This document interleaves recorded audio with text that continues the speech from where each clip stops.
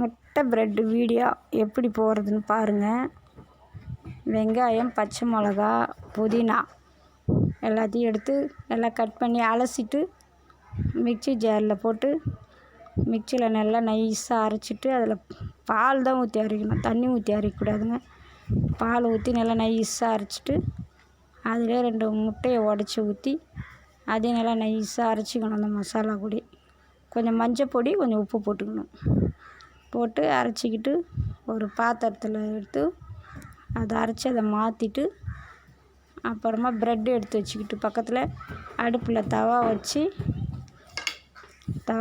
அப்புறமா அந்த அடுப்பு பற்ற வச்சு காய வச்சு தவாவை அதில் கொஞ்சம் நெய் விட்டுக்கலாம். நெய் இல்லைனாக்கா எண்ணெய் கூட போட்டுக்கலாம். நமக்கு எப்படி வசதியோ செஞ்சுக்கலாம். போட்டு அந்த ப்ரெட்டு எடுத்து அந்த நம்ம மசாலா அரைச்சி ரெடி பண்ணி வச்சுக்கிற பாத்திரத்துலேருந்து அந்த ப்ரெட்டை எடுத்து பொறுமையாக டக்குன்னு நினச்சி இப்படி அப்படின்னு திருப்பி நம்ம பஜ்ஜி போடுற மாதிரி தான் 2 பக்கமும் திருப்பி போட்டு அதை எடுத்து தவாவில் போட்டு ஸ்லோவாக கொஞ்சம் நேரம் வேக விட்டு தான் திருப்பணும். நல்லா கொலன்னு திருப்பும் போது பிஞ்சிக்கிட்டு போயிடும். பால் முட்டைலாம் அதிலே சேர்ந்ததுனால அதனால் அடுப்பில் வச்சு திருப்பி விட்டு ஸ்லோவாக அது வெந்த பிறகு தீஞ்சிடும். ஸ்லோவில் வைக்கணும். வச்சு பொறுமையாக திருப்பி விட்டு அப்புறமா தாங்க எடுத்து வச்சு குழந்தைங்களாம் நல்லா விரும்பி சாப்பிடுவாங்க. முட்டை ப்ரெட்டெலாம் போடுறது வந்து தனித்தனியாக போட்டு பண்ணுவாங்க. அது சரியாக வராது. அது மாதிரி இந்த மாதிரி செஞ்சு பாருங்கள். ஒரு வாட்டி செஞ்சு சாப்பிட்டு பார்த்துட்டு எங்களுக்கு கமெண்ட் பண்ணுங்கள். எஸ்விஎஸ் சேனலுக்கு ஸ்டடி சேனல் அந்த சேனலில் தான் வருது. ஷார்ட்டும் போட்டிருக்கோம், வீடியோவும் போட்டிருக்கோம். ஷார்ட்டில் 1 நிமிஷம் போடுறதுனால ரொம்ப லென்த்தாலாம் போட முடியல. சும்மா சுருக்கி கொஞ்சம் தான் பார்ட் 1 பார்ட் 2 போட்டிருக்கோம் ஷார்ட்லேயும். அதை வேணுனாலும் பார்த்துக்குங்க. அது முழுசாக பார்க்குற வீடியோ வேணுனாக்கா உங்களுக்கு இந்த வீடியோக்குள்ளே போய் பாருங்கள். எஸ்விஎஸ் சேனல் ஸ்டடி சேனல்னு போங்க. அதில் சமையலும் இருக்கும், ஸ்டடி படிக்கிறதும் இருக்கும். அதில் 2மே ஒன்றா வரும் அந்த சேனலில். போய் பார்த்து இது எப்படி செய்யறதுன்னு பார்த்து தெரிஞ்சுக்கோங்க. சமையல் சேனலுக்கு சப்ஸ்கிரைப் பண்ணிக்கோங்க, லைக் பண்ணிக்கோங்க. இதுமாரி ஒவ்வொரு வீடியோ போடுற வீடியோ அனைத்து வீடியோவும் உங்களுக்கு வந்துடும் உங்கள் செல்லுக்கு. ஏதாவது உங்களுக்கு டவுட் இருந்தால் கமெண்ட் பண்ணுங்கள். நாங்கள் பதில் அதுக்கு கரெக்டாக அனுப்பிவிடுவோம். தேங்க்ஸுங்க.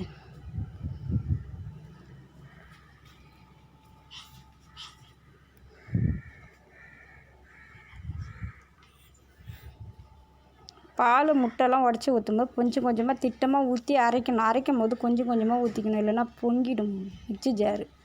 கொஞ்சமாக அரைச்சிக்கணும். பாத்திரத்தில் ஊற்றிட்டு கூட மாற்றிட்டு அப்புறம் பால் நம்ம எவ்வளோ தேவைக்கு ஏற்ற மாதிரி அந்த பாலை கொஞ்சம் கூட ஊற்றி கலக்கிக்கலாம்.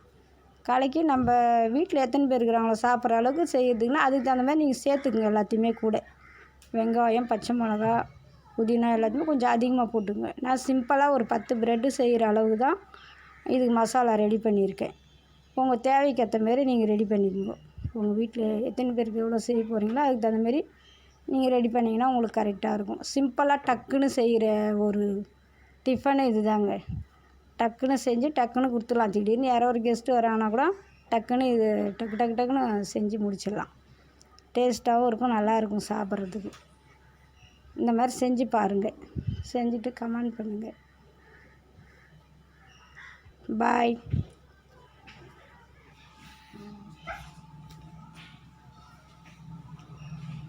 அவ்வளோதான்.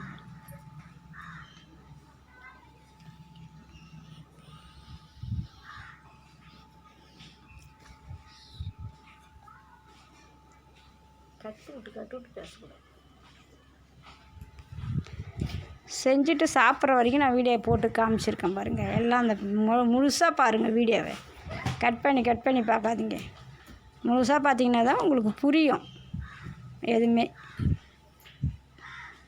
ஃபஸ்ட்லேருந்து எப்படி செய்கிறாங்கன்னு பார்த்து செய்ய கற்றுக்குங்க. தெரிலன்னா கமெண்ட் பண்ணுங்க. சாப்பிட்டு பார்த்துட்டு நல்லா இருந்தாலும் கமெண்ட் பண்ணுங்க, நல்லா இல்லைனாலும் கமெண்ட் பண்ணுங்க எப்படி இருந்ததுன்னு.